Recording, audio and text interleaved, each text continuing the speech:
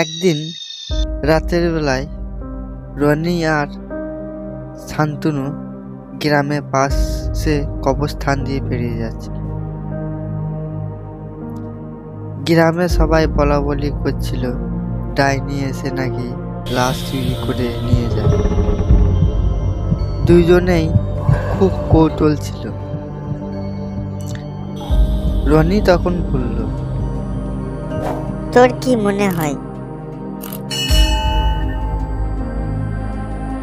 আসলেই ডাইনি আছে? শান্তনু একটু ভেবে বলল, সবাই যখন বলে কিছু তো নিশ্চয়ই আছে, চল আমরা দেখে নি। তুই সত্যি পাগল? যদি সত্যি ডাইনি আসে? রনি ভয় পেয়ে বলল, আরে ভয় পাস না, আমরা দূর থেকে দেখব, কিছু হলে দৌড় দিব। শান্তনু রনিকে টেনে কবরস্থানের দিকে নিয়ে যেতে শুরু করলো। দুজনেই গাছের আড়ালে লুকিয়ে। রাত গভীর হওয়ার সাথে সাথে একটা হঠাৎ ঠান্ডা বাতাস বইতে শুরু করলো। হঠাৎ একটা ছায়ামৃত কুয়াশার মধ্যে থেকে ভেসে উঠল। মাটি সরিয়ে কবরস্থান থেকে লাশ তুলতে লাগলো।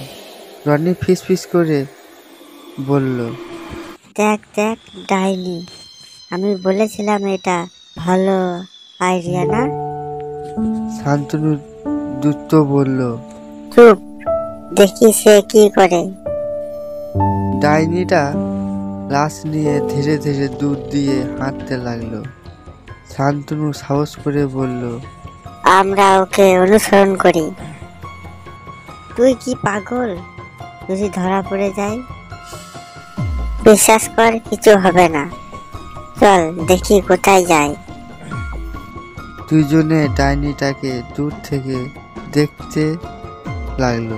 ডাইনিটা একটা বড় পুরনো বট গাছের নিচে গিয়ে লাশটাকে রেখে কিছু মন্ত্র পড়তে লাগলো। হঠাৎ রনি চিৎকার করে বলল, ডাইনি থাম! ডাইনিটা চমকে গিয়ে দ্রুত পালিয়ে গেল। শান্তনু বলল, দেখলি তো, চিৎকারই পালালো।